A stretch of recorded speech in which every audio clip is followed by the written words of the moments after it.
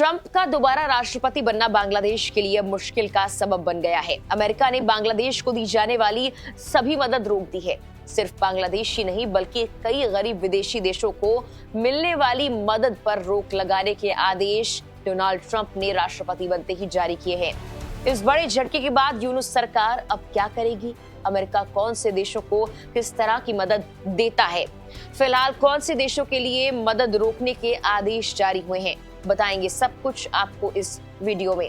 नमस्कार, मेरा नाम है मेघना सचदेवा और आप मुझे देख रहे हैं लोकमत हिंदी पर। सबसे पहले तो ये जान लीजिए कि बांग्लादेश में हसीना सरकार के गिरने के बाद यूनुस सरकार अर्थव्यवस्था के मोर्चे पर बहुत अच्छा नहीं कर पा रही है। यहाँ तक कि बांग्लादेश की अर्थव्यवस्था में अमेरिकी निवेश हमेशा अहम रहा है। कुछ रिपोर्ट्स के अनुसार साल 2020 तक बांग्लादेश में अमेरिका का एफडीआई लगभग $3 बिलियन था। अमेरिकी कंपनियां बांग्लादेश के कपड़ा, ऊर्जा, कृषि और सूचना प्रौद्योगिकी क्षेत्रों में प्रमुख इन्वेस्टर के तौर पर काम करती है। लेकिन अब अमेरिकी राष्ट्रपति डोनाल्ड ट्रंप ने बांग्लादेश को दी जाने वाली सभी तरह की मदद को बंद करने का फैसला लिया है। United states agency for international development, जिसे हम USAID भी कहते हैं, उसने बांग्लादेश में अपनी सभी परियोजनाओं को बंद करने की बात कही है। अब ये USAID है क्या, इसके बारे में भी हम आपको बता देते हैं। अमेरिकी की US agency for international development agency पूरी दुनिया में डेवलपमेंट कार्यों के लिए मदद देती है। इसका मकसद लोकतंत्र को बढ़ावा देना और गरीबी कम करना है। लेकिन अब USAID की तरफ से एक लेटर जारी किया गया है।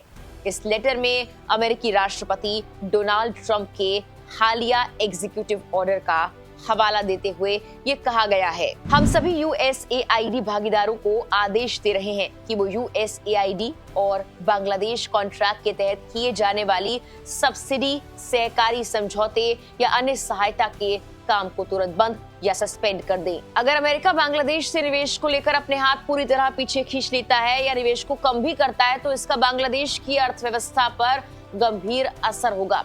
सबसे पहले बांग्लादेश का वस्त्र उद्योग इससे काफी ज्यादा प्रभावित होने वाला है, क्योंकि अमेरिका उसके प्रमुख निर्यातक देशों में से एक है। अगर अमेरिका अपने बाजार को बंद करता है या फिर निर्यात पर प्रतिबंध लगाता है तो बांग्लादेश के लिए ये एक बड़ा झटका हो सकता है। इसके चलते लाखों श्रमिकों को रोजगार से हाथ धोना पड़ सकता है, जो बांग्लादेश के रोजगार बाजार पर नकारात्मक असर डालेगा।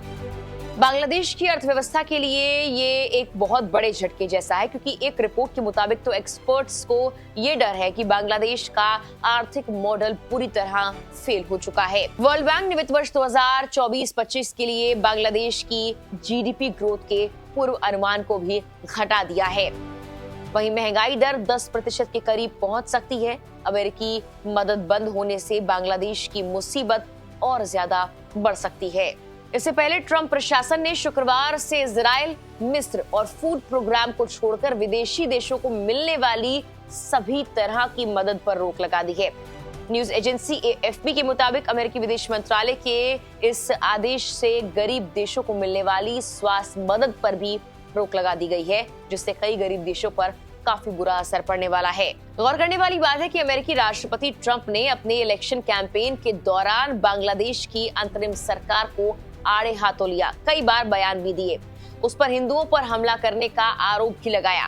तब ट्रंप ने अपने बयान में कहा था, बांग्लादेश में भीड़ हिंदुओं पर हमला कर रही है, लूटपाट मचाई जा रही है, वहां अराजकता की स्थिति है, मेरे कार्यकाल में ऐसा कभी नहीं होता। उन्होंने आगे कहा, कमला और बाइडेन ने अमेरिका समेत पूरी दुनिया में हिंदुओं की अनदेखी की है। इसके पीछे एक और वजह है कि बांग्लादेश के मौजूदा मुखिया मोहम्मद यूनुस को अमेरिका की विपक्षी डेमोक्रेट पार्टी का समर्थक माना जाता है।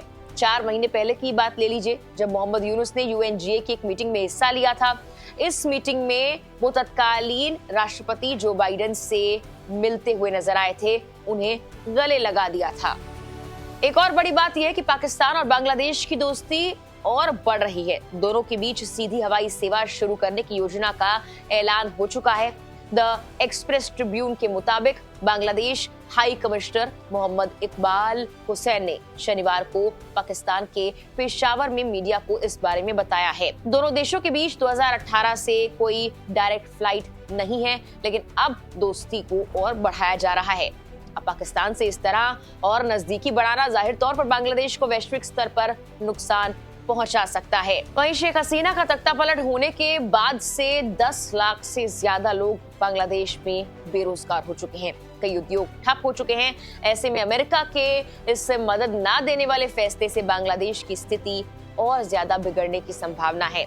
सिर्फ बांग्लादेश के लिए ही नहीं बल्कि कई कड़े फैसले ट्रंप ने राष्ट्रपति बनते ही लिए हैं, जिसकी कई जगह आलोचना हो रही है तो कुछ लोग ट्रंप का समर्थन कर रहे हैं। फिलहाल के लिए इस वीडियो में इतना ही।